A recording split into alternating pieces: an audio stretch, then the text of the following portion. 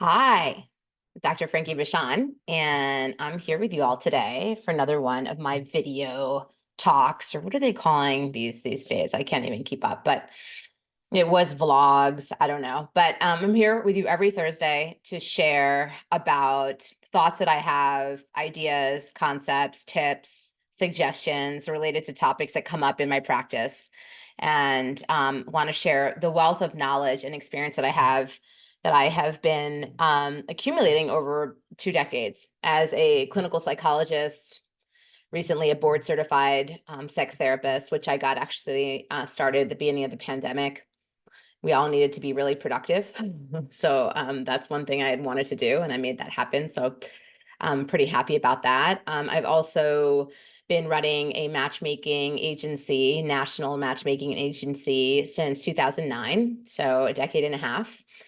So with that said, there's a lot of experience, knowledge, education that I've acquired through the years that I want to help, I want to put out there so that if there's anything that could be useful for you to help you improve yourself, the way in which you're engaging in life, so on and so forth. And that's what I'm here for. So I've got a great topic that I want to share with you all today. And I want to encourage you to like, share, subscribe to my channel. I just checked before I hopped on today, and it looks like I have 15,999 subscribers. Amazing. Thank you to all of you who have subscribed. And if you haven't, I want to encourage you to do so. Click that little bell below. I think it says notifications, and select all, whatever that option is. I can't remember. I think it's that. It might be, I think it's to the right of the screen. It says notifications. And if you select all, you'll get to see all the video content, whether it be something that is related to my talks or whether it's my Love, Laughs, and Lessons podcast, which also comes out every week. You'll get to hear whatever's the latest and greatest information that we're putting out there. So I'm going to jump into today's topic. And at the end, there are some resources I'm going to suggest, and the links will be in the notes below so that you can gather those if you want to acquire any of the resources, the books that I'm going to recommend. So today we're going to be talking about diving back into dating after a toxic relationship. Oof, I think most of us at this point have had the experience of being in a toxic relationship. I know that I certainly have. And even with all of my years of experience and education, I'd like to say, though, that happened like many, many years ago. But I think most of us can relate to being with somebody who, maybe brings out not the best in us, or maybe has mental illness, or, aren't, working hard on further developing their own emotional development. So I think this is a topic that is relatable to folks. So hopefully you get something out of it today. None of us are dating with a clean slate, so to speak. We all bring baggage into our relationships, whether that's internalized narratives from our family, messages about romance we learned from movies or books, or tough lessons from previous relationships. If you've had relationships that held more than the usual ups and downs and included some toxic or harmful elements, you may have a tougher time than most approaching dating again. It can feel incredibly intimidating to try to make space for a relationship again when your last one brought you so much hurt, suffering, pain. Maybe you're uncertain on how to approach a healthy connection now that you've come out of something like that. With that said, it's possible to find and thrive in a healthy relationship after a toxic one. And I'm going to share with you how you can go about doing that. Remember that you can trust yourself and you deserve stability and pleasure. Yeah, like lots of us, right? We're drawn to dysfunction because we maybe grew up with dysfunction, or we're used to having relationships that are dysfunctional. But believe it or not, we can actually find stability and pleasure.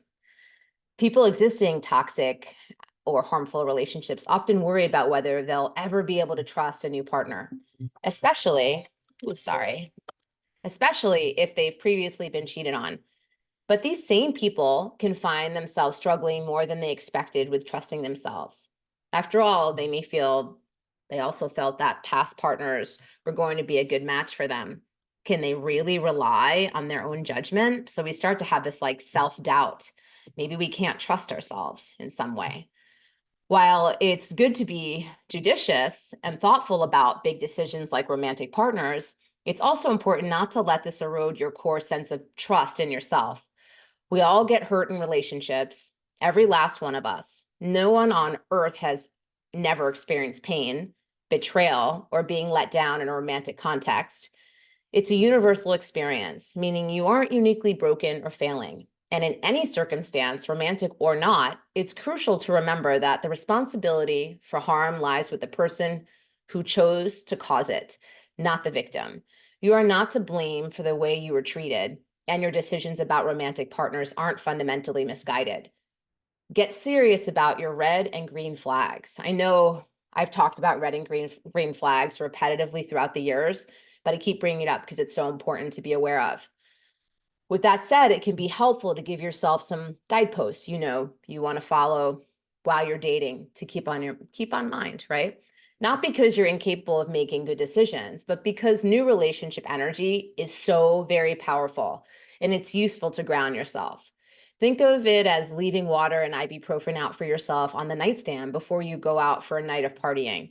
You know that it'll be more challenging to make the best choices for yourself later because of all the chemicals in your brain. So you choose to set yourself up for success now. Thinking carefully about what green flags represent qualities you know you want in a partner, and what actions are red flags that you know are associated with toxic qualities you don't want, can make your decisions around dating easier and help you feel more confident about them going forward. We can struggle to trust our feelings, and it's understandable why, right? The way we feel about someone in the heat of the moment can lead us to draw conclusions we don't agree with later. But deciding what concrete actions and behaviors you value and don't provides infrastructure to make choices that make your life meaningfully better.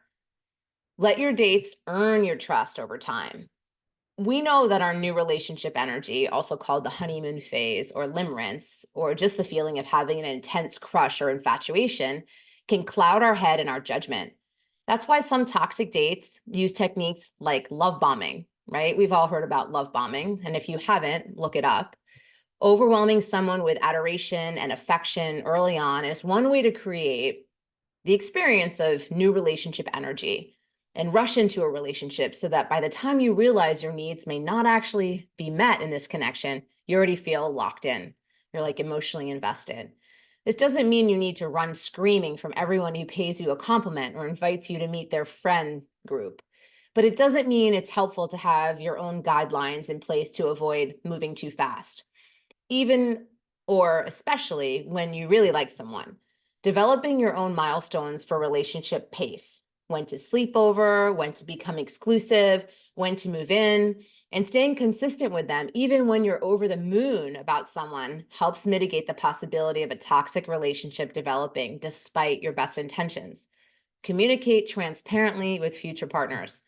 If a past history of toxic relationships is a meaningful influence on how you approach current ones, if it's made you fearful of abandonment, jumpy about conflict, given you trust issues around lying or cheating, it's crucial that you communicate this up front to anyone you want to date seriously. This shouldn't be done as a warning or as a confession, so to speak. Having been in previous toxic relationships doesn't mean there is something broken about you that you need to disclose to partners or hope that they'll accept about you. On the other hand, it also shouldn't be the basis for a set of rules they have to follow or otherwise be as bad as your exes.